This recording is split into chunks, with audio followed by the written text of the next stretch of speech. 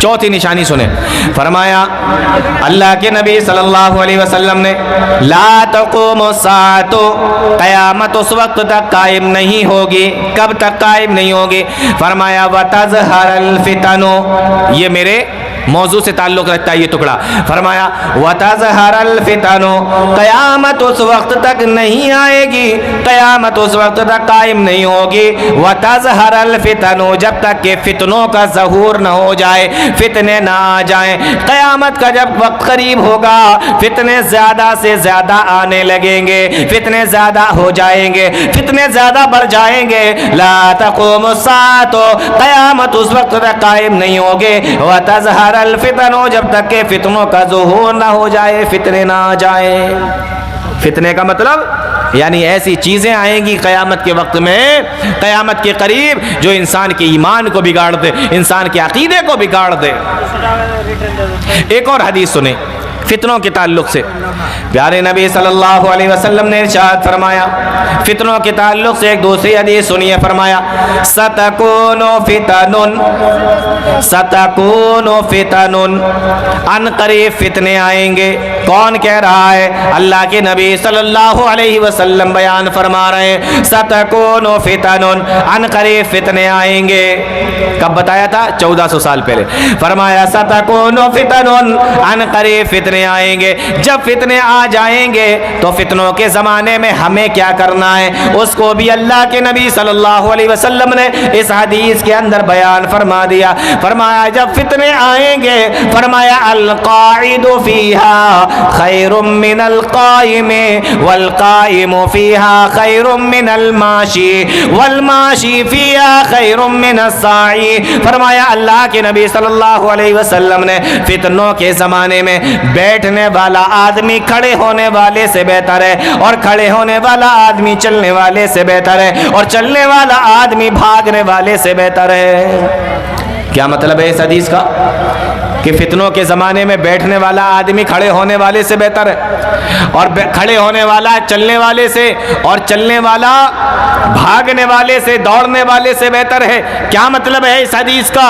मतलब ये है, उलमा ने बयान फरमाया कि जब फितनों का ज़माना आए तो जो प्यारे नबी ने फरमाया कि बैठा रहने वाला फितनों के ज़माने में ये बेहतर है खड़े होने वाले से, इसका मतलब ये है कि आप फितनों की तरफ ना जाएं। अगर आप बैठे हैं तो बैठे रहें, खड़े हैं तो चले नहीं, और चल रहे हैं तो दौड़े नहीं। यानी आप फितनों की तरफ ना जाएं, अपने आप को फितनों की तरफ ना ढकेलें, आप अपने आप को फितनों की तरफ लेकर ना जाएं। हमारे बहुत सारे नौजवानों को और बहुत सारे भाइयों को ऐसा लगता है कि हमारे ऊपर कोई फितना असर नहीं कर सकता, हमारे दीन और ईमान और अकीदे को कोई फितना नहीं बिगाड़ सकता।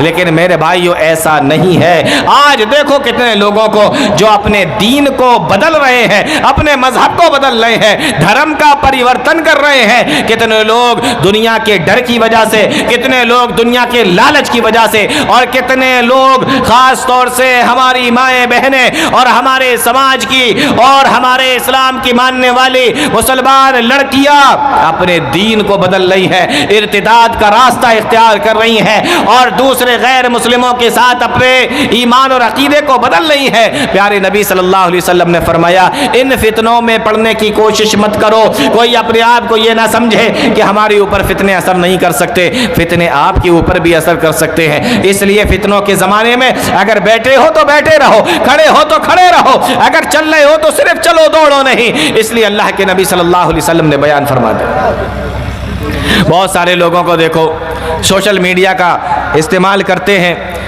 इंटरनेट चलाते हैं, यूट्यूब चलाते हैं, किसी की भी तकरीर सुनने लगते हैं, किसी की भी तकरीर सुनने लगते हैं, किसी की भी तकरीर निकालेंगे सुनने लगेंगे। मौलाना साहब हाँ बोलता बहुत बढ़िया है, लगता बहुत अच्छा है, क्या बोलता है नहीं पता, कहाँ से बोलता है नहीं पता, ये कौन है बोलने वाला नहीं पता, किसका एजेंट है नहीं पता, कहाँ से आया नहीं पता, इसकी जड़ें कहाँ पे मिली हुई हैं, इसकी जड़ें कहाँ से निकलती हैं नहीं पता, बस बोलता अच्छा है। अब वो बोल बोल कर आपको चाहे नबी के खिलाफ कर दे, वो चाहे बोल बोल कर आपको इस्लाम के खिलाफ कर दे, चाहे वो बोल बोल कर आपको सहाबा के खिलाफ कर दे, आप सुन रहे हैं क्यों? क्योंकि वो बोलता बड़ा अच्छा है।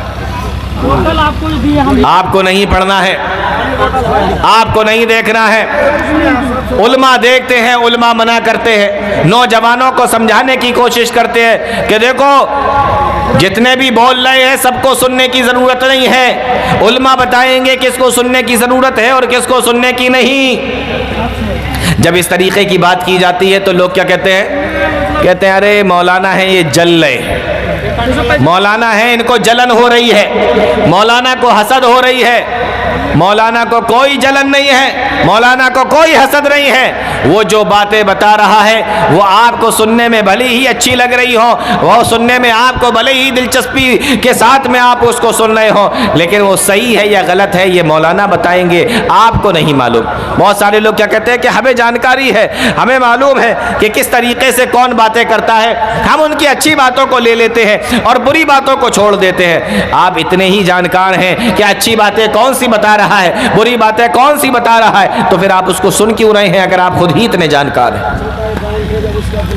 लेकिन मेरे भाइयों, कभी कभी ऐसा होता है कि आपको बताने वाला 10 बातें बताता है और उन 10 बातों के अंदर 9 बातें तो सही बताई और 1 बात उसने गलत बताई।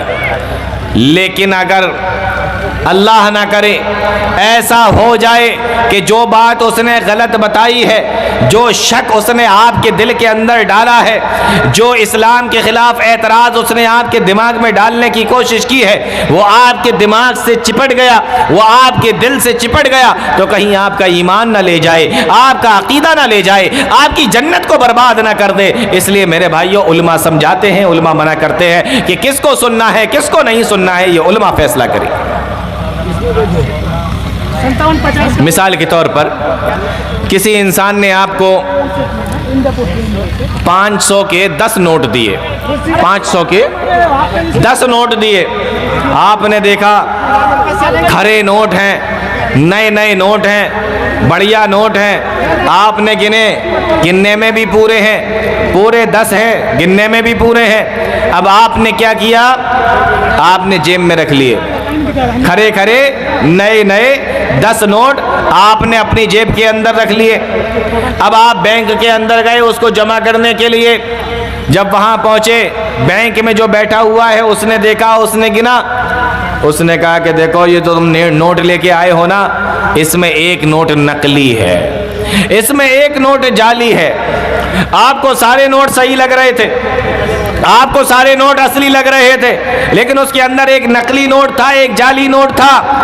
आप नहीं पता कर पाए, आप नहीं पकड़ पाए, क्योंकि आप उसके एक्सपर्ट नहीं थे। जब वो नोट उसके एक्सपर्ट के पास पहुंचे, उसने एक बार में गिन के बता दिया कि इसमें जाली कौन सा है, नकली कौन सा है। उसने कहा इसको फाड़ कर फेंक दो या चुपचाप से इसको जेब में रख लो, वरना आपको नकली नोट के जुर्म में जेल भी हो सकती है। तब आपको समझ में आया कि अच्छा, जिसने मुझे ये जो नोट दिए थे और हम ये समझ रहे थे कि सारे असली हैं, सारे अच्छे हैं, सारे ओरिजिनल हैं, इसमें 1 नोट तो जाली था। मेरे भाइयों, ये सोशल मीडिया पर जो लोग बैठे हुए हैं, जो आपके दीन और ईमान और अकीदे को बिगाड़ने के लिए बैठे हुए हैं, ये आपको बताएंगे, आपको इनकी बातें अच्छी भी लगेंगी, लेकिन इसमें से कौन सी बात सही है, कौन सी बात गलत है, ये उलमा बताएंगे, ये उलमा फैसला करेंगे। इसलिए कहा जाता है कि उलमा की इजाजत के बगैर इनको मत सुनो।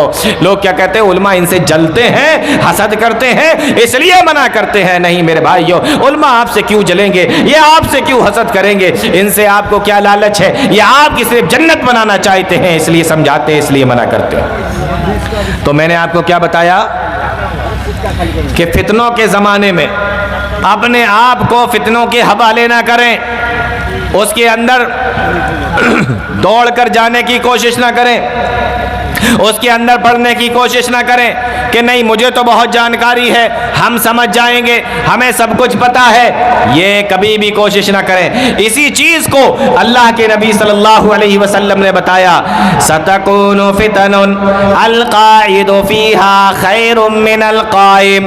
उसमें बैठा रहने वाला, किसमें? फितनों के ज़माने में। फितनों के ज़माने में बैठा रहने वाला आदमी खड़े रहने वाले से बेहतर है। यानी जितना अपने आप को रोक सकते हो उतना रोको, और खड़ा रहने वाला चलने वाले से बेहतर है, और चलने वाला दौड़ने वाले से बेहतर है। इस हदीस का मतलब यह है, इस हदीस का माना यह है कि फितनों के ज़माने में अपने आप को रोक के रखो, अपने आप को फितनों के हवाले न करो।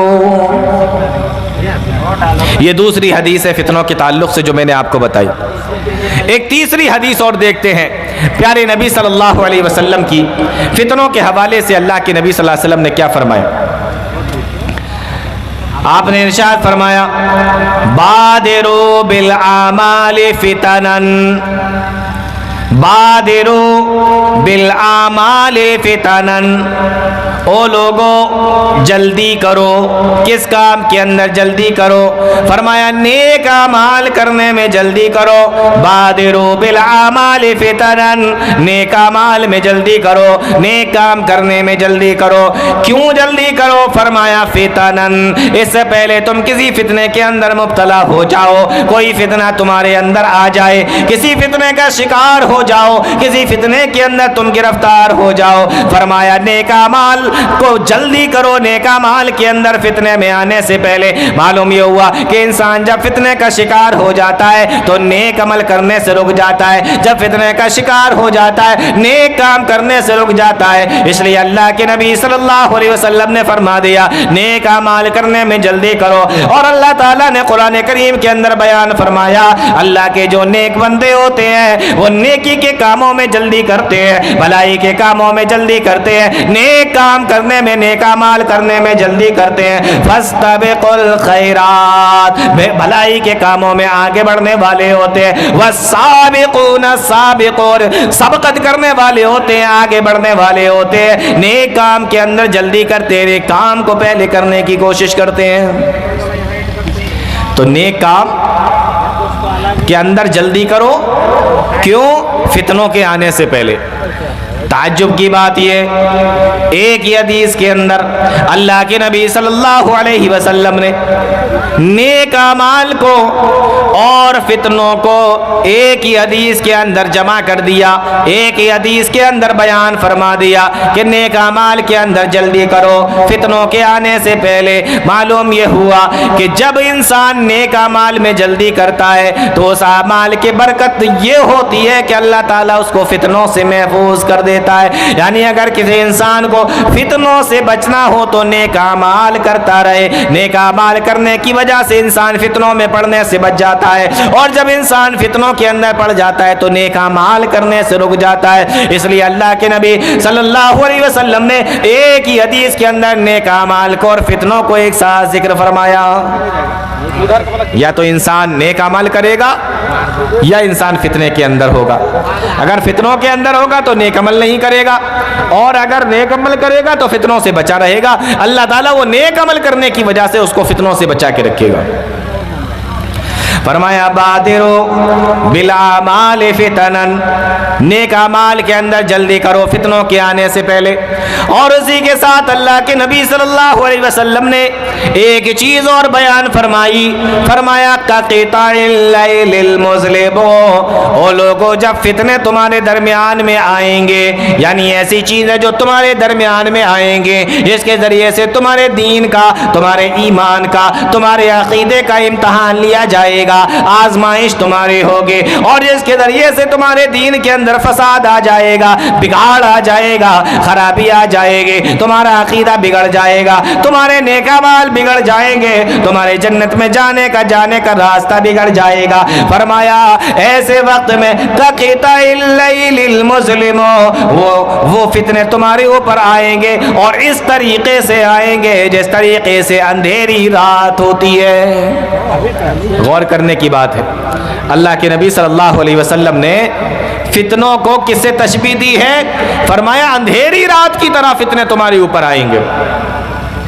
और रात अंधेरी कैसे होती है? जैसे जैसे रात बढ़ती चली जाती है रात अंधेरी होती चली जाती है। जब रात बिल्कुल शुरू होती है तो हल्का हल्का उजाला होता है, फिर धीमे धीमे करके जिस तरीके से टाइम बढ़ता चला जाता है अंधेरा फैलता चला जाता है। और एक वक्त ऐसा आता है इतना अंधेरा हो जाता है, इतना अंधेरा हो जाता है अंधेरी रात के अंदर کہ انسان اس اندھیرے میں اپنا ہاتھ بھی دیکھنا چاہے تو اس کو ہاتھ نہیں دکھائی دیتا، کبھی کبھی اتنا اندھیرا ہو جاتا ہے۔ فرمایا کقطع اللیل المظلم، اندھیری رات کی طرح فتنے آئیں گے۔ اب غور کرنے کی بات یہ ہے، تعجب کی بات یہ ہے، اللہ کے نبی صلی اللہ علیہ وسلم نے یہ نہیں فرمایا کہ فتنے تمہارے اوپر ایسے آئیں گے جیسے دن کا اجالا، جیسے دن کی روشنی، آپ نے یہ نہیں فرمایا۔ فرمایا فتنے اس طریقے سے آئیں گے جس طریقے سے رات کا اندھیرا ہوتا ہے، اس طریقے سے نہیں آئیں گے جس طریقے سے دن کی روشنی ہوتی ہے۔ سوال یہ ہے، اللہ کے نبی صلی اللہ علیہ وسلم نے فتنوں کو اندھیری رات سے تشبیہ دی ہے، دن کے اجالے سے تشبیہ نہیں دی۔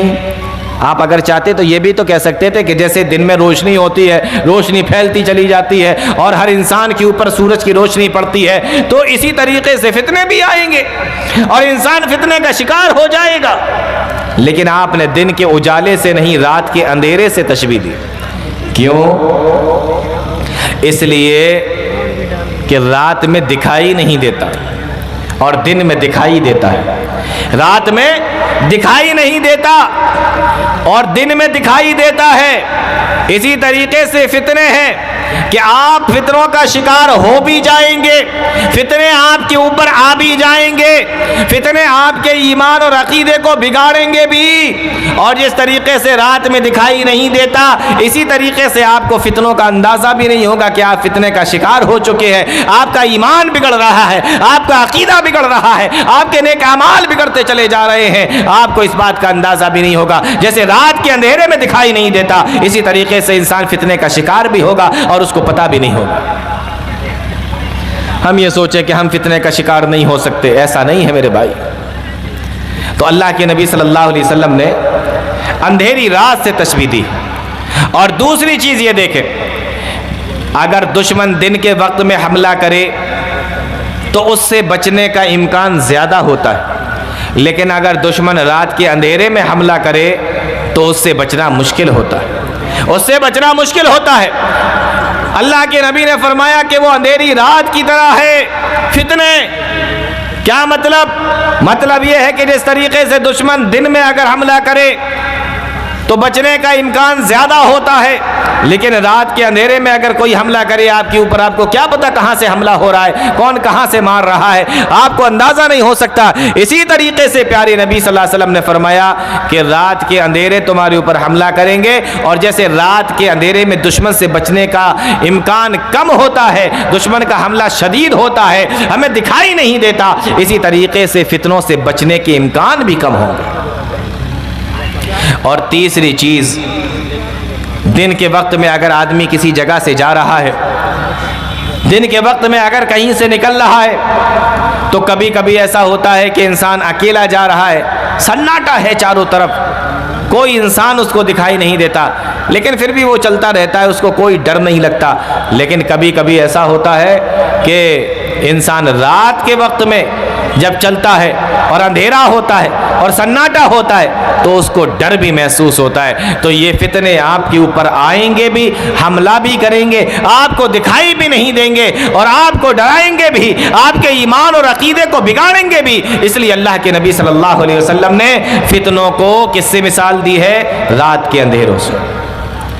اب اگر کوئی یہ سوچے کہ ہم فتنوں کے اندر تو پڑ جائیں گے لیکن فتنے ہمارا کچھ بگاڑ نہیں پائیں گے، فتنوں سے ہمیں کوئی فرق نہیں پڑے گا، تو اللہ کے نبی صلی اللہ علیہ وسلم نے اس کے بارے میں بھی بتا دیا کہ جو لوگ فتنوں کا شکار ہوتے ہیں ان کا حال کیا ہوتا ہے۔ پیارے نبی نے ارشاد فرمایا، یصبح الرجل مؤمنا ویمسی کافرا ویمسی مؤمنا ویصبح کافرا۔ اللہ کے نبی صلی اللہ علیہ وسلم نے ارشاد فرمایا، فتنے انسان کی زندگیوں کے اندر اس طریقے سے آئیں گے، ان کے ایمان کو ایسے بگاڑیں گے، ان کے ایمان اور عقیدے کو اس طریقے سے بگاڑ کے رکھ دیں گے کہ ایک انسان صبح کے وقت میں مومن ہوگا اور شام کے وقت میں کافر ہوگا، اور شام کے وقت میں کافر ہوگا، صبح کے وقت میں مومن ہو جائے گا۔ یعنی اس طریقے سے اثر انداز ہوں گے کہ صبح کے وقت میں مومن ہے تو شام کو کافر، اور شام کو مومن ہے تو صبح کو کافر، یعنی اس کو پتہ ہی نہیں چلے گا کہ وہ کس وقت مومن ہے اور کس وقت وہ کافر ہے۔ آپ دیکھیں نا لوگوں کو، ایمان بدلنا، عقیدہ بدلنا، دھرم بدلنا ایک طریقے کا ایک اسٹائل بن چکا ہے لوگوں کا۔ یہ سمجھ میں نہیں آیا تو یہ کر لو، یہ سمجھ میں نہیں آیا تو وہ کر لو، یہ دین سمجھ میں نہیں آ رہا تو یہاں چلے جاؤ، یہ عقیدہ سمجھ میں نہیں آ رہا ہے تو وہاں چلے جاؤ۔ آج لوگ لالچ کی وجہ سے یا محبت کی وجہ سے یا اسی طریقے سے ڈر کی وجہ سے اپنا ایمان، اپنا عقیدہ کتنے طریقے سے چینج کر رہے ہیں۔ پیارے نبی نے فرمایا فتنے میں پڑنے والا آدمی صبح کے وقت میں مومن تو شام کے وقت میں کافر، اور شام کے وقت میں مومن تو صبح کے وقت میں کافر۔ اور کبھی کبھی انسان بہت بڑی قیمت کی وجہ سے نہیں بلکہ مختصر اور معمولی چیزوں کی وجہ سے بھی بے ایمان ہو جاتا ہے، بہت معمولی چیزوں کی وجہ سے بھی اپنے ایمان کو سے ہاتھ دھو بیٹھتا ہے۔ اس لیے پیارے نبی صلی اللہ علیہ وسلم نے فرمایا کہ معمولی چیزوں کی وجہ سے بھی انسان اپنے ایمان اور عقیدے کو بدل دے گا۔ یہ فتنے کا معاملہ ہے میرے بھائیوں۔ شیخ اور بولنا بولو نا، اور بولیں گے کہ بند ایک گھنٹہ ہو گیا تقریباً، تو اور آدھا گھنٹہ بولیے ٹھیک ہے۔ تو یہ تیسری حدیث ہے۔ پیارے نبی صلی اللہ علیہ وسلم نے ارشاد فرمایا۔ ایک اور حدیث دیکھیں اسی فتنوں کے تعلق سے، پیارے نبی صلی اللہ علیہ وسلم فرماتے ہیں یوشکو ان یکون خیر مال المسلم غنم، عن قریب ایک زمانہ ایسا آئے گا، یوشکو ان یکون خیر مال المسلم غنم، ایک زمانہ ایسا آئے گا کہ مسلمان کا بہترین مال غنم، بکریاں ہوں گی۔ یعنی ایک وقت ایسا آ جائے گا دنیا کے اندر فتنے اتنے زیادہ ہوں گے کہ اپنے ایمان کو، اپنے عقیدے کو بچانا مشکل پڑ جائے گا، اپنے دین اور اپنے ایمان کی حفاظت کرنا مشکل ہو جائے گا، اتنے زیادہ فتنے۔ اور آج دیکھیں دنیا کے اندر کس کس شکل میں فتنے موجود ہیں۔ اللہ تعالیٰ نے مال کو بھی فتنہ کہا، اولاد کو بھی فتنہ کہا، پھر یہ بھی بتایا کہ اچھائی کے ذریعے سے بھی آزمایا جائے گا اور برائی کے ذریعے سے بھی آزمایا جائے گا، اور یہ بھی کہ انسان کو کبھی اللہ تعالیٰ دے کر بھی آزماتا ہے اور کبھی لے کر بھی آزماتا ہے۔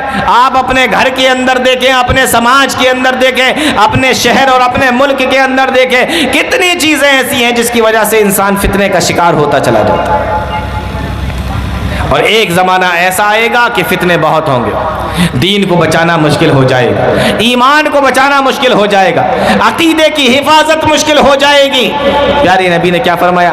یوشکو ان یکون خیر مال المسلم غنم، انسان کا سب سے بہترین مال بکریاں ہوں گی، اور ان بکریوں کا وہ کیا کرے گا؟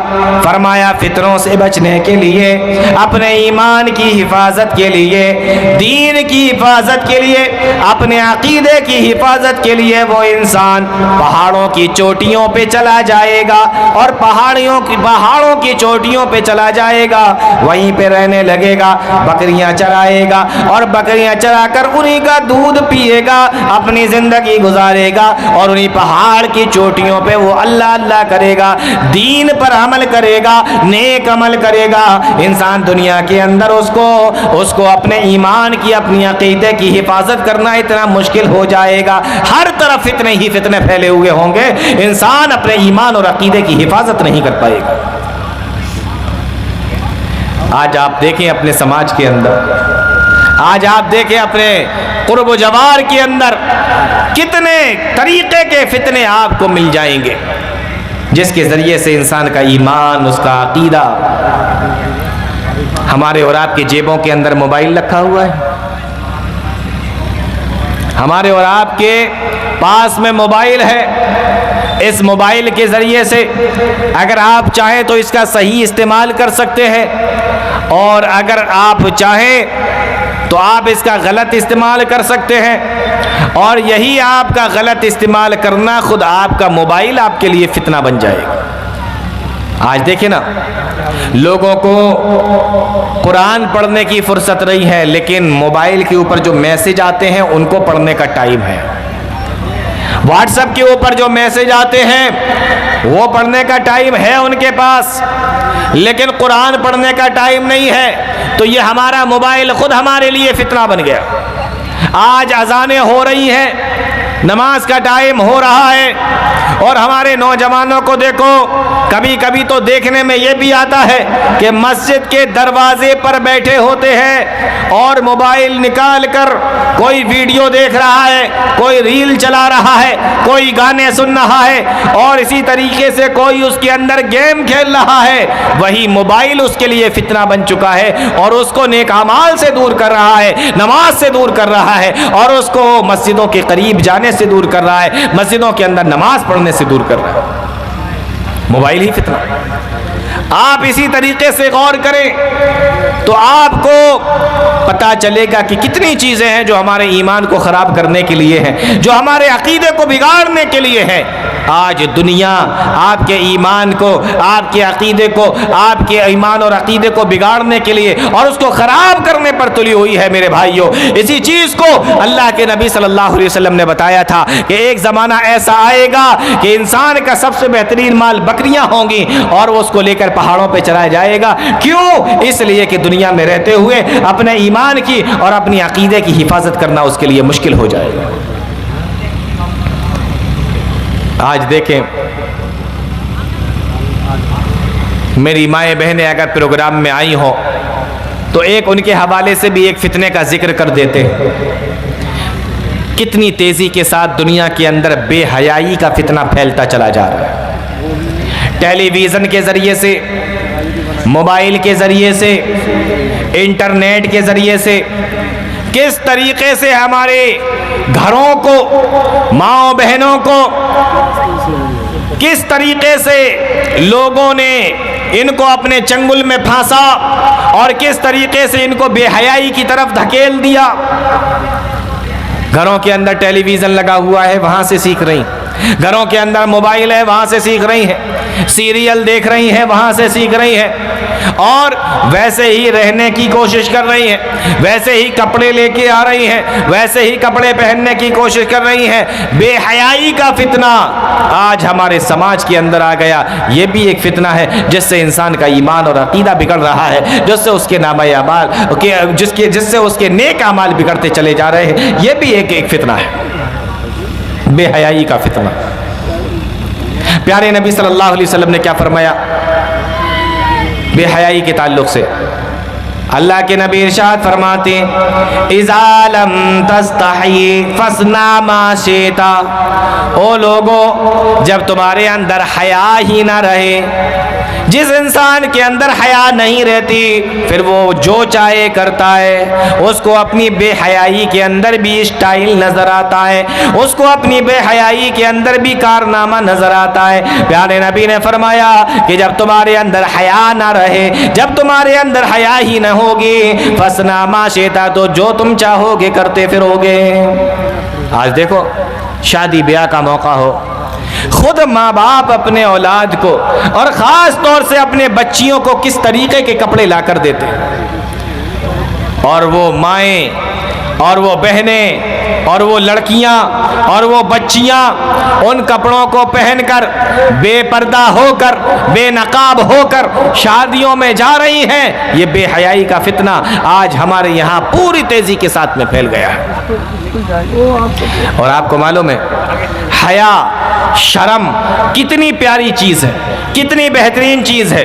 اللہ کے نبی صلی اللہ علیہ وسلم نے ایک حدیث کے اندر فرمایا، او لوگو، حیا اور شرم اتنی پیاری اور اتنی بہترین چیز ہے کہ اس کائنات کو بنانے والا، ہمیں اور آپ کو پیدا کرنے والا یعنی اللہ تعالیٰ خود بھی شرم اور حیا کرتا ہے۔ اللہ کے نبی ارشاد فرماتے ہیں، ان اللہ عز وجل، ان اللہ عز وجل، بے شک اللہ تعالیٰ کو شرم آتی ہے۔ کس بات سے شرم آتی ہے؟ فرمایا کہ بندہ اللہ تعالیٰ کے سامنے اپنے ہاتھوں کو پھیلاتا ہے، ایردہما صفرا، اور اللہ تعالیٰ اپنے اس بندے کو خالی ہاتھ لوٹا دے، اس بات پہ اللہ تعالیٰ کو شرم آتی ہے۔ یعنی اللہ تعالیٰ خود شرم کرتا ہے۔ اللہ تعالیٰ کو بھی شرم آتی. شرم اور حیا اتنی پاکیزہ اور اتنی بہترین چیز ہے کہ اللہ تعالیٰ خود شرم اور حیا کرتا ہے. ایک حدیث کے اندر اللہ کے نبی صلی اللہ علیہ وسلم نے فرمایا ان ربکم حی ستیر یحب الحیاء والستر. بے شک تمہارا رب شرم کرنے والا ہے اور پردہ پوشی کرنے والا ہے اور شرم اور حیا کو پردہ پوشی کو پسند فرماتا ہے. او میرے بھائیو یہ شرم اور حیا اتنی پیاری چیز ہے کہ خود اللہ تعالیٰ شرم و حیا کرتا ہے. اور ہمارے یہاں بے حیائی, ہمارے یہاں بے شرمی. اور کون کر رہا ہے؟ ہمارے گھر کی بچیاں, مسلمانوں کی بچیاں. ان کے کپڑے دیکھو, شادی بیاہ میں ان کا آنا جانا دیکھو. کہاں سے سیکھ رہی ہیں؟ موبائل سے سیکھ رہی. کہاں سے سیکھ رہی ہیں؟ سیریلوں سے سیکھ رہی. اور غور کیجئے, شرم و حیا اتنی پیاری چیز ہے کہ اللہ تعالیٰ بھی شرم و حیا کرتا ہے. اور خود پیارے نبی صلی اللہ علیہ وسلم نے فرمایا, اللہ کے نبی صلی اللہ علیہ وسلم بھی شرم و حیا کرتے تھے اور اتنے شرم والے تھے, اتنے حیا والے تھے. حدیث کے اندر آتا ہے کان النبی صلی اللہ علیہ وسلم اشد حیاء من العذراء فی خدرها. جس طریقے سے کنواری لڑکی, ایک جوان لڑکی اپنے گھر کے اندر جس طریقے سے پورے پاکیزہ ماحول میں شرم و حیا کے ساتھ میں رہتی ہے, اللہ کے نبی صلی اللہ علیہ وسلم اس کنواری دوشیزہ سے بھی زیادہ شرم و حیا کرنے والے تھے. شرم و حیا اتنی زیادہ پسندیدہ چیز ہے. لیکن فتنہ بے حیائی کے راستے سے بھی آیا اور جس نے ہمارے گھروں کو اپنی چپیٹ میں لے لیا. کون سا گھر ایسا ہے جس کے اندر بے حیائی نہیں ہوتی؟ کون سا گھر ایسا ہے جس کے اندر شرم و حیا باقی ہے اور بے حیائی نام کی چیز نہیں ہے؟ لڑکی بے حیا ہے, لڑکی کے باپ کو اتنی ہمت نہیں ہے کہ وہ ٹوک دے. لڑکی کے کپڑے اس طریقے کا پہناوا نہیں ہے جس طریقے کا اسلام نے بتایا, لیکن ماں اس کے اندر اتنی ہمت نہیں ہے کہ وہ اس کو ٹوکے. اور تعجب کی بات تو یہ ہے کہ کبھی کبھی ماں اور باپ ہی اپنے بچوں کو اس طریقے کے کپڑے لا کر دیتے ہیں. اور غور کریں شرم و حیا کتنی پیاری چیز ہے. حضرت عائشہ رضی اللہ تعالیٰ عنہ بیان فرماتی ہیں, ایک مرتبہ اللہ کے نبی صلی اللہ علیہ وسلم اپنے گھر کے اندر تشریف فرماتے, آپ لیٹے ہوئے تھے اور آپ جس کپڑے کو, جس لنگی کو پہنے ہوئے تھے وہ کپڑا, وہ لنگی تھوڑا سا اوپر تھی اور آپ کی پنڈلی کھلی ہوئی تھی, آپ کی پنڈلی کھلی ہوئی تھی. اتنے میں حضرت ابو بکر صدیق رضی اللہ تعالیٰ عنہ آئے, اللہ کے نبی صلی اللہ علیہ وسلم اسی طریقے سے لیٹے رہے. پھر حضرت عمر رضی اللہ تعالیٰ عنہ آئے, اللہ کے نبی صلی اللہ علیہ وسلم اسی طریقے سے لیٹے رہے. پھر حضرت عثمان غنی رضی اللہ تعالیٰ عنہ آئے, اللہ کے نبی صلی اللہ علیہ وسلم اٹھ کر بیٹھ گئے. فجلس رسول اللہ صلی اللہ علیہ وسلم وصب ثیابہ. حدیث کے اندر آتا ہے کہ آپ اٹھ کر بیٹھ گئے, آپ نے اپنے کپڑے کو بھی صحیح کر لیا. حضرت عائشہ رضی اللہ تعالیٰ نہ فرماتی ہیں کہ جب یہ سارے لوگ چلے گئے, میں نے اللہ کے نبی صلی اللہ علیہ وسلم سے پوچھا, اے اللہ کے نبی جب ابو بکر آئے تھے آپ اٹھ کر نہیں بیٹھے, آپ نے اپنے کپڑے کو صحیح نہیں کیا, آپ نے اپنی پنڈلی کو نہیں ڈھانکا.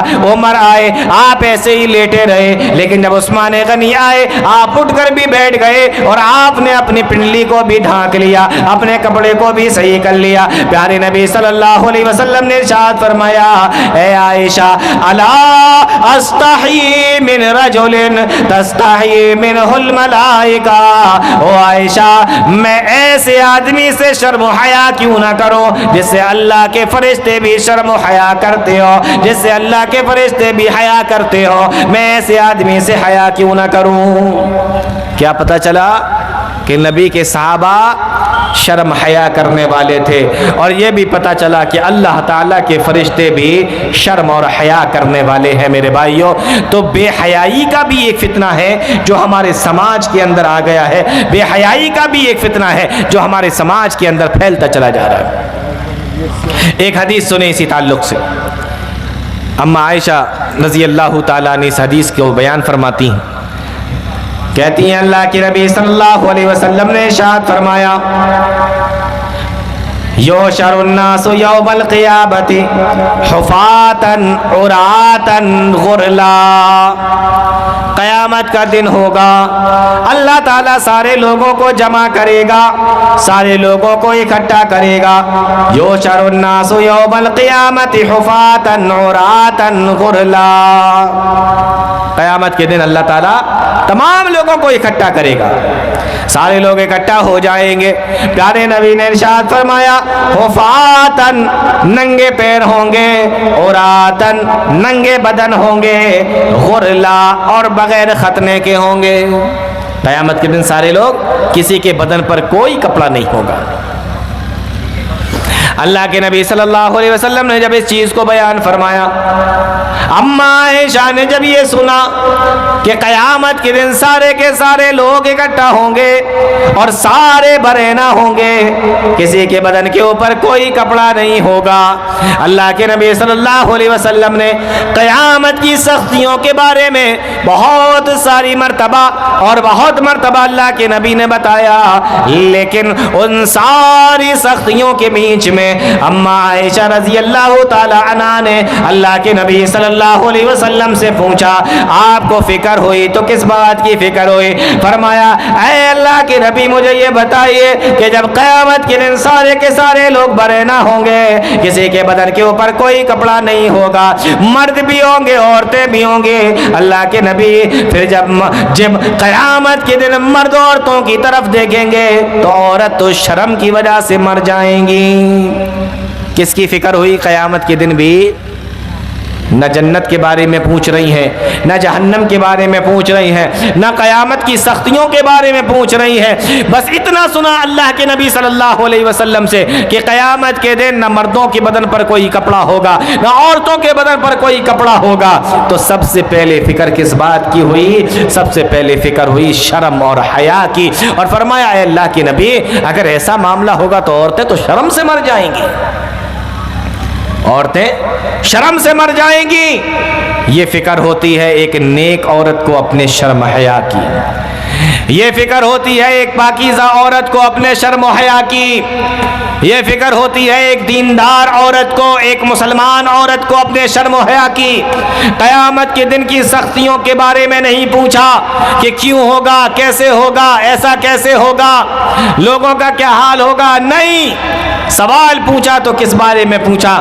صرف ایک چیز کے بارے میں سوال پوچھا، اور وہ سوال کیا تھا؟ صرف شرم و حیا کے تعلق سے سوال تھا۔ اس لیے میرے ماؤں بہنوں، شرم و حیا کا خیال کرو، پردے کا خیال کرو۔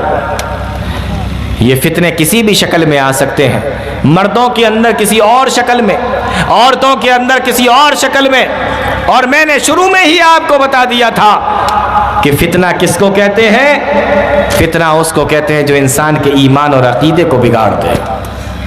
بہت طریقے کے فتنے ہیں، چند کا ذکر میں نے آپ کے سامنے کر بھی دیا، جیسے موبائل کا فتنہ ابھی تھوڑی دیر پہلے میں نے آپ کو بتایا، بے حیائی کا فتنہ۔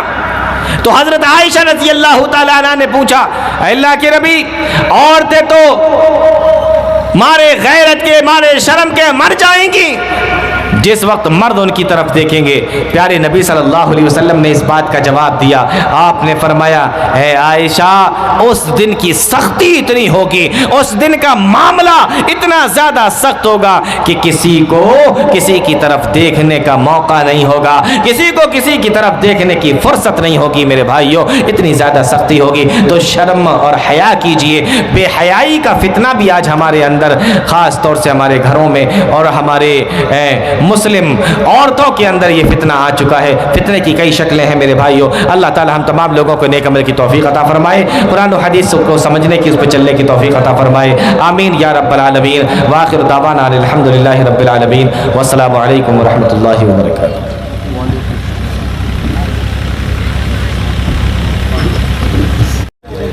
يا أيها الذين آمنوا اتقوا الله حق تقاته ولا تموتن إلا وأنتم مسلمون يا أيها الناس اتقوا ربكم الذي خلقكم من نفس واحدة وخلق منها زوجها وبث منهما رجالا كثيرا ونساء واتقوا الله الذي تساءلون به والأرحام إن الله كان عليكم رقيبا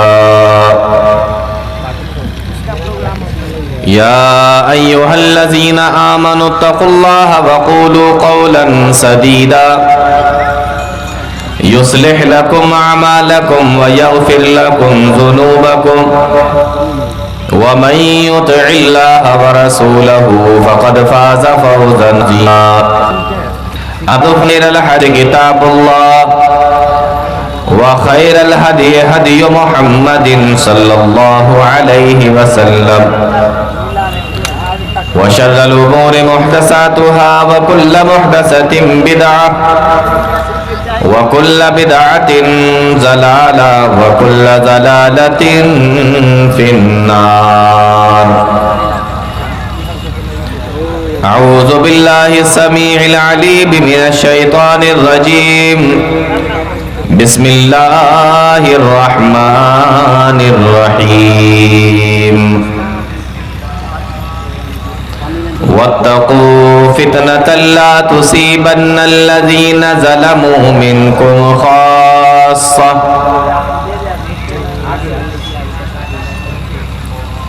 جناب صدر محترم، معزز علماء کرام،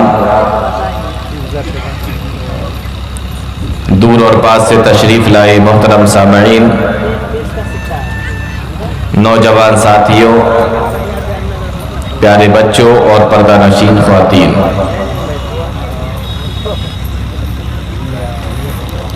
آج کے اس جلسے میں جس موضوع پر میں بات کرنا چاہتا ہوں وہ ہے موجودہ زمانے کے فتنے، دور حاضر کے فتنے۔ فتنہ ایک ایسا لفظ ہے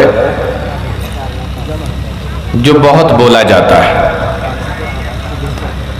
ہم اپنی بات چیت میں بھی اس لفظ کا استعمال کرتے ہیں، معنی سمجھ میں آئے یا نہ آئے لیکن ہم بھی بولتے ہیں کہ یہ فتنہ ہے۔ تو آج اسی چیز کو سمجھیں گے کہ فتنہ کیا ہوتا ہے، فتنہ کس کو کہتے ہیں۔ قرآن و حدیث کے اندر فتنے کے تعلق سے کیا بیان کیا گیا ہے؟ فتنہ ہمارے لیے اچھا ہے یا برا، اور اس فتنے سے بچنے کی وجہ اور کس طریقے سے بچا جا سکتا ہے، ان چیزوں کے اوپر آج ہم اپنے اس مختصر وقت میں غور کرنے کی کوشش کریں گے۔ سب سے پہلے آپ فتنے کو سمجھ لیجئے کہ فتنہ کس کو کہتے ہیں۔ قرآن کریم کے اندر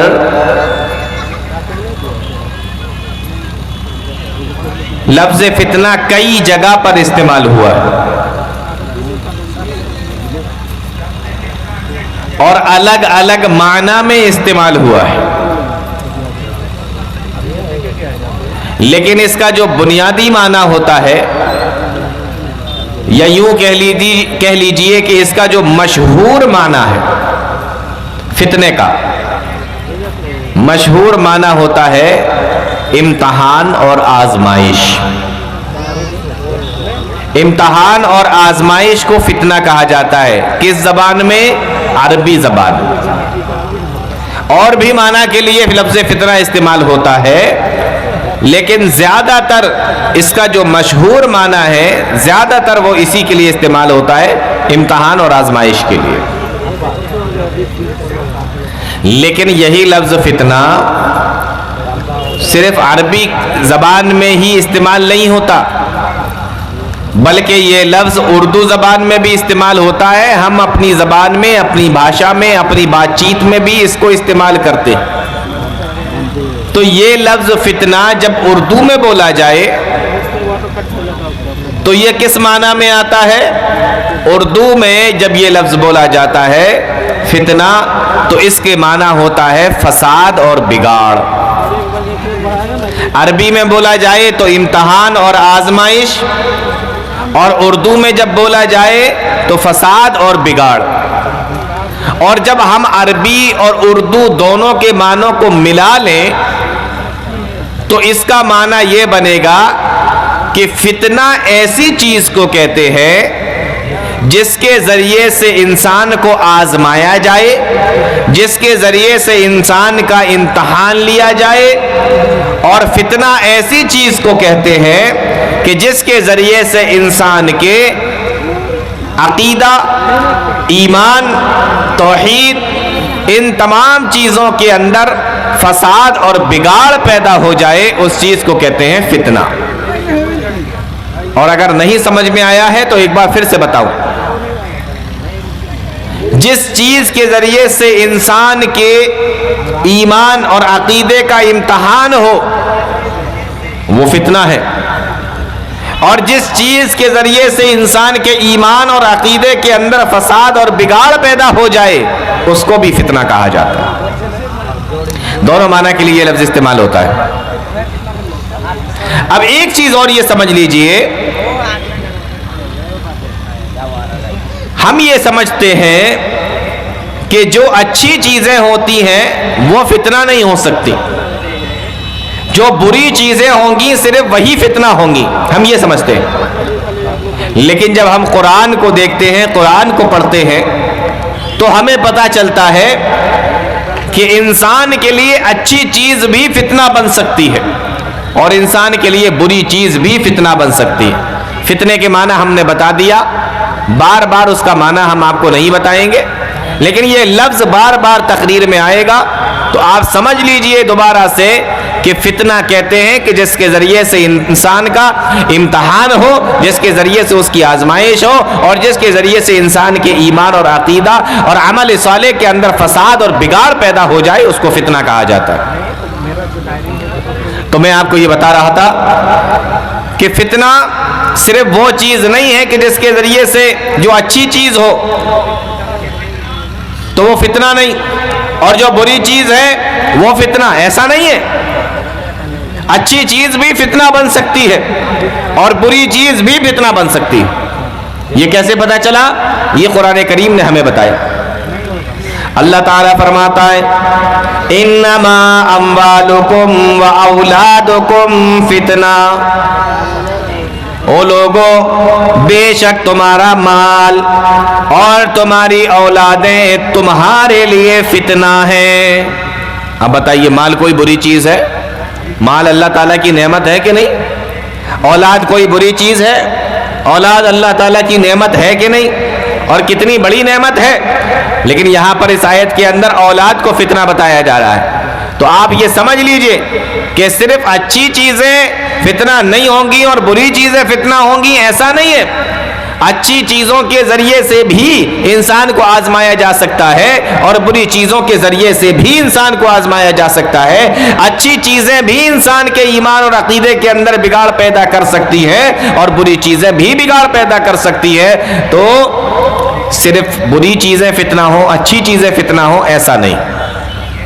پھر سے سنیں قرآن کریم کی آیت. اللہ تعالیٰ فرماتا ہے انما اموالکم و اولادکم فتنہ، او لوگو بے شک تمہارا مال اور تمہاری اولادیں تمہارے لیے فتنہ ہے. اب مال بھی اللہ تعالیٰ کی نعمت ہے اور اولاد بھی اللہ تعالیٰ کی نعمت ہے، لیکن اس مال کے ذریعے سے، اس اولاد کے ذریعے سے بھی اللہ تعالیٰ آزماتا ہے، امتحان لیتا ہے. اور یہ مال بھی کبھی کبھی انسان کے ایمان کو اور اس کے عقیدے کو بگاڑ دیتا ہے. اولاد بھی انسان کے ایمان اور عقیدے کے اندر بگاڑ پیدا کر دیتی ہے. اس لیے اللہ تعالیٰ نے ان دونوں چیزوں کو، جو اللہ تعالیٰ کی بہت بڑی نعمت ہے، اس کے باوجود بھی اللہ تعالیٰ نے ان کو فتنہ کہا ہے. تو سمجھ جائیے کہ صرف بری چیز ہی فتنہ نہیں ہوتی، اچھی چیز بھی آپ کے لیے فتنہ بن سکتی ہے، آزمائش بن سکتی ہے، آپ کے عقیدے کے اندر بگاڑ پیدا کر سکتی ہے. انما اموالکم و اولادکم فتنہ. ایک دوسری چیز سمجھیے، اللہ تعالیٰ نے قرآن کریم کے اندر بیان فرمایا وَنَبْلُوكُمْ بِالشَّرِّ وَالْخَيْرِ فِتْنَةً، او لوگو ہم تمہیں آزمائیں گے، ہم تمہارا امتحان لیں گے، وَنَبْلُوكُمْ بِالشَّرِّ وَالْخَيْرِ، برائی کے ذریعے سے بھی تمہارا امتحان ہوگا، بھلائی کے ذریعے سے بھی تمہارا امتحان ہوگا، وَنَبْلُوكُمْ بِالشَّرِّ وَالْخَيْرِ فِتْنَةً، شر کے ذریعے سے بھی اور خیر کے ذریعے سے بھی تمہارا امتحان ہوگا۔ معلوم یہ ہوا کہ اچھائیاں بھی انسان کے لیے فتنہ بن سکتی ہیں اور برائیاں بھی انسان کے لیے فتنہ بن سکتی ہیں، اللہ تعالیٰ کی نعمتیں بھی انسان کے لیے فتنہ بن سکتی ہیں۔ انما اموالکم واولادکم فتنہ، انسان کو اچھی چیزوں کے ذریعے سے بھی آزمایا جا سکتا ہے اور بری چیزوں کے ذریعے سے بھی آزمایا جا سکتا ہے، اسی کو فتنہ کہا جاتا ہے۔ آئیے ذرا دیکھیے کہ اللہ کی نبی صلی اللہ علیہ وسلم نے اس فتنے کے تعلق سے کیا بیان فرمایا ہے۔ کئی حدیثیں ہیں پیارے نبی صلی اللہ علیہ وسلم کی، اس میں سے ایک دو حدیثیں میں آپ کو سناتا ہوں۔ پیارے نبی نے ارشاد فرمایا فتنے کے تعلق سے، پہلی حدیث سنیے۔ فتنے کے معنی آپ سمجھ گئے، جس کے ذریعے سے انسان کا امتحان لیا جائے اور جس کے ذریعے سے اس کے ایمان اور عقیدے میں بگاڑ پیدا ہو جائے۔ اب حدیث سنیں، پیارے نبی صلی اللہ علیہ وسلم نے ارشاد فرمایا لا تقوم الساعۃ، قیامت اس وقت تک قائم نہیں ہوگی، لا تقوم الساعۃ، قیامت اس وقت تک قائم نہیں ہو سکتی۔ کب تک قائم نہیں ہو سکتی؟ فرمایا حتی یقبض العلم، جب تک کہ دنیا سے علم کو اٹھا نہ لیا جائے۔ یعنی قیامت کی نشانی اللہ کے نبی صلی اللہ علیہ وسلم نے یہ بتائی ہے کہ قیامت کی نشانی یہ ہے کہ علم کو اٹھا لیا جائے گا، یعنی جیسے جیسے قیامت قریب آئے گی علم کم ہوتا چلا جائے گا۔ علماء ہمیں یہ بتاتے ہیں کہ قیامت قریب ہے، قیامت آنے والی ہے، چھوٹی چھوٹی نشانیاں قیامت کی پوری ہو گئی ہیں اور بڑی بڑی نشانیاں پوری ہو رہی ہیں یا پوری ہو جائیں گی، یا کچھ نشانیاں بڑی بھی پوری ہو گئی ہیں۔ ہم یہ دیکھتے ہیں کہ قیامت بالکل آنے والی ہے، قیامت بالکل قریب ہے، اور اللہ کے نبی فرماتے ہیں کہ جب قیامت کا وقت قریب ہوگا تو علم کو اٹھا لیا جائے گا۔ اب یہ کیا مسئلہ ہے کہ قیامت کا وقت بھی قریب ہے اور ہم یہ بھی دیکھتے ہیں کہ بڑی بڑی یونیورسٹیاں بھی کھل رہی ہیں، بڑے بڑے کالج بھی کھل رہے ہیں، بڑے بڑے اسکول بھی کھل رہے ہیں، اسکول پر اسکول، مدرسے پر مدرسے کھلتے چلے جا رہے ہیں، کالج پر کالج اور یونیورسٹی پر یونیورسٹی کھلتی چلی جا رہی ہیں۔ آپ دیکھیں گے کہ یہ کیا معاملہ ہے۔ پیارے نبی نے فرمایا قیامت کے قریب علم اٹھ جائے گا، اور قیامت کا ٹائم جیسے جیسے قریب آ رہا ہے ویسے ویسے بڑے بڑے انجینئر، بڑے بڑے سائنسداں اور بڑی بڑی یونیورسٹیاں بنتی چلی جا رہی ہیں، تو علم تو بڑھتا جا رہا ہے، اور نبی نے فرمایا تھا کہ جب قیامت کا وقت قریب ہوگا تو علم کم ہو جائے گا۔ تو وقت قیامت کا قریب ہے اور علم بڑھ رہا ہے، اور حدیث میں آیا کہ علم کم ہوگا، تو یہ کیسے؟ اللہ تعالی رحم فرمائے علماء اکرام پر، ایک ایک حدیث کو، ایک ایک آیت کو بڑی باریکی سے دیکھا اور اس کے اندر سے چیزوں کو نکال کر لائے۔ علماء نے اس سوال کا، اس اعتراض کا بھی جواب دیا ہے۔ فرمایا کہ اللہ کے نبی صلی اللہ علیہ وسلم نے جو یہ فرمایا ہے نا کہ قیامت کا وقت قریب ہوگا اور علم کم ہو جائے گا، اس سے مطلب، اس سے مراد دین کا علم ہے، دنیا کا علم نہیں، دین کا علم مراد ہے۔ اور آپ دیکھیں کہ جیسے جیسے قیامت قریب آ رہی ہے دین کا علم اٹھتا چلا جا رہا ہے۔ دنیا کے اندر تو خوب ترقیاں ہو رہی ہیں، خوب کالجیں بن رہی ہیں، خوب اسکول بن رہے ہیں اور خوب یونیورسٹیاں بن رہی ہیں، بڑے بڑے سائنسداں دنیا کے اندر آ رہے ہیں، لیکن دین کا علم کم ہوتا چلا جا رہا ہے۔ اور یہاں حدیث کے اندر جو کہا گیا کہ علم اٹھ جائے گا، یہ دین کا علم مراد ہے، دنیا کا علم نہیں۔ اور حدیث کے اندر یہ بھی آیا کہ یہ جو دین کا علم ہے یہ اٹھے گا کیسے، لیکن ابھی میرا وہ موضوع نہیں ہے کہ میں آپ کو یہ بھی بتاؤں کہ یہ اٹھے گا کیسے، کسی اور موقع پہ انشاءاللہ بتاؤں گا۔ تو پہلی چیز اللہ کے نبی صلی اللہ علیہ وسلم نے بیان فرمائی کہ قیامت اس وقت تک نہیں آئے گی حتی یقبض العلم، جب تک کہ علم اٹھا نہ لیا جائے، علم کم نہ ہو جائے۔ علم سے مراد دین کا علم۔ یہی وجہ ہے کہ ایک نئی ریسرچ اور نئی رپورٹ سامنے آئی ہے کہ اپنے ملک کے اندر جتنے بھی مسلمان ہیں اس میں سے 4% مسلمان اپنے بچوں کو مدرسوں میں پڑھنے کے لیے بھیجتے تھے. 4% مسلمان اپنے بچوں کو مدرسے میں پڑھنے کے لیے بھیجتے تھے. لیکن کورونا کے بعد سے اس میں سے گھٹ کر تعداد اب 1.5 یا 2% رہ گئی ہے. یہ دینی علم اٹھ رہا ہے. ہم لوگ پڑھانا نہیں چاہتے.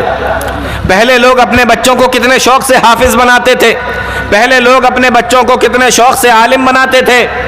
آج دیکھیے پوری بستی کے اندر کون بھیج رہا ہے پڑھنے کے لیے. پوری بستی کے اندر ایسی بستیاں آپ کو نظر آئیں گی کہ وہاں نماز پڑھانے والا کوئی نہیں ہے, جمعے کا خطبہ دینے والا کوئی نہیں ہے. اگر کسی کا انتقال ہو جائے تو جنازے کی نماز پڑھانے والا تک کوئی نہیں. دین کا علم اٹھ رہا ہے. فرمایا لا تقوم الساعة حتى يقبض العلم, قیامت اس وقت تک قائم نہیں ہوگی جب تک کہ علم کو اٹھا نہ لیا جائے. دوسری نشانی اللہ کے نبی نے بیان فرمائی اسی حدیث کے اندر, فرمایا وَتَكْسُرَ الزَّلَازِلُ, او لوگوں جب قیامت کا وقت قریب ہوگا تو زلزلے زیادہ آئیں گے. آج بولو زلزلے زیادہ آ رہے ہیں کہ نہیں آ رہے ہیں؟ پہلے کبھی زلزلے آتے تھے اور آج نیوز دیکھو تو آپ کو پتا چلے گا کہ روزانہ کہیں نہ کہیں پر زلزلہ آ رہا ہے. یہ پیارے نبی نے پہلے ہی بتا دیا تھا آج سے 1400 سال پہلے کہ قیامت کا وقت قریب ہوگا تو زلزلے زیادہ آئیں گے. وَتَكْسُرَ الزَّلَازِلُ, زلزلے زیادہ آئیں گے. تیسری چیز اللہ کی نبی نے اس حدیث کے اندر بیان فرمائی وَيَتَقَارَبَ الزَّمَانُ, او لوگوں جب قیامت کا وقت قریب ہوگا تو زمانہ قریب ہو جائے گا. اب یہ زمانہ قریب ہونے کا مطلب کیا ہے؟ علماء نے ہمیں بتایا کہ زمانہ قریب ہونے کا مطلب یہ ہے کہ انسان پہلے جتنا سفر 1 مہینے کے اندر کیا کرتا تھا آج اتنا سفر 2 گھنٹے کے اندر کر لیتا ہے. یہ ہے زمانہ قریب ہونے کا مطلب, یہ ہے زمانے کے سکڑ جانے کا مطلب. دنیا بالکل چھوٹی سی ہو گئی ہے, سکڑ گئی ہے. ایک مطلب تو یہ ہے کہ جتنا سفر پہلے 1 مہینے کے اندر لوگ کیا کرتے تھے آج 2 گھنٹے کے اندر اتنی دوری پر پہنچ جاتے ہیں. یہ زمانہ قریب ہونے کا مطلب. اور دوسرا معنی علماء نے یہ لکھا ہے زمانہ قریب ہونے کا مطلب یہ ہے کہ جب قیامت کا وقت قریب آئے گا تو دن چھوٹے ہونے لگیں گے. آج دیکھو ایک دن 1 گھنٹے کے برابر نظر آتا ہے, 1 گھنٹے کے برابر لگتا ہے, 1 ہفتہ 1 دن کے برابر لگتا ہے, اور 1 مہینہ 1 ہفتے کے برابر لگتا ہے. پتہ ہی نہیں چلتا کب سال گزر گیا, پتہ ہی نہیں چلتا کب مہینہ گزر گیا, پتہ ہی نہیں چلتا کہ کب ہفتہ گزر گیا, پتہ ہی نہیں چلتا کہ کب دن گزر گیا. معلوم ہی نہیں ہو پاتا, اتنی تیزی کے ساتھ میں وقت گزرتا جا رہا ہے. فرمایا وَيَتَقَارَبَ الزَّمَانُ, جب قیامت کا وقت قریب ہوگا تو زمانہ سکڑ جائے گا, وقت قریب ہو جائے گا, زمانہ قریب ہو جائے گا. تو 2 معنی. پہلی چیز تو یہ کہ جہاں 1 مہینے میں جاتے تھے جتنا سفر اتنا 2 گھنٹے میں کر لیں گے. اور دوسرا معنی یہ کہ دن پتہ نہیں لگے گا. یہاں جو بزرگ بیٹھے ہوئے ہیں ان سے پوچھئے کہ پہلے آپ کہیں کام پر جب جایا کرتے تھے, جس کے پاس میں سائیکل ہے وہ سائیکل سے جاتا تھا, اور جس کے پاس میں سائیکل بھی نہیں ہوتی تھی اس زمانے میں وہ پیدل جاتا تھا, اور دن بھر کام کر کے شام کو واپس آتا تھا. عصر کا ٹائم ہو رہا ہوتا تھا, سورج اور دھوپ نکلی ہوئی ہوتی تھی, سارا کام نپٹا کے گھر پہ واپس آ جاتا تھا اور پیدل جاتا تھا. آج کسی جوان سے پوچھو گھر سے جب وہ نکلتا ہے اپنی موٹر سائیکل استعمال کرتا ہے, موٹر سائیکل کو لے کر جاتا ہے, موٹر سائیکل کو اسٹارٹ کرتا ہے اور کسی ایک کام کو کرنے کے لیے گیا, اور جب واپس لوٹ کر آتا ہے تو مغرب کی اذانیں ہو چکی ہوتی ہیں, شام ہو چکی ہوتی ہے. آج ایک کام موٹر سائیکل سے جا کر آپ کر رہے ہیں تو نہیں نپٹا پا رہے ہیں. پہلے لوگ پیدل جاتے تھے, سائیکل سے جاتے تھے, اور کام نپٹا کر کئی کام نپٹا کر بازار سے واپس آ جایا کرتے تھے, اور دھوپ نکلی ہوئی ہوتی تھی, سورج نکلا ہوا ہوتا تھا. یہ ہے زمانہ قریب ہونے کا مطلب. پہلے اتنا بڑا دن لگتا تھا, اب اتنا چھوٹا دن لگنے لگا ہے. اور تیسرا معنی علماء نے یہ بیان کیا زمانہ قریب ہونے کا کہ پہلے چٹھی اور خط لکھا جاتا تھا کہ جاؤ خط کو بھیجو، خط بھیجا جاتا تھا، ایک ایک مہینے میں 2 مہینے میں خط پہنچتا تھا، اور یہ بھی نہیں معلوم کہ پہنچے گا بھی کہ نہیں پہنچے گا، کبھی کبھی 6 مہینے میں خط پہنچتا تھا، ایسا بھی ہوتا تھا۔ لیکن آج زمانہ اتنا قریب ہو گیا ہے، زمانہ اتنا سمٹ گیا ہے کہ آپ اپنے موبائل پر ایک میسج لکھیے، ایک بٹن دبائیے موبائل کا، کمپیوٹر کا، لیپ ٹاپ کا، اور پوری دنیا کے اندر چند سیکنڈ کے اندر وہ سارا آپ کا میسج ساری دنیا کے اندر پہنچ جاتا ہے۔ یہ ہے زمانہ قریب ہونے کا مطلب۔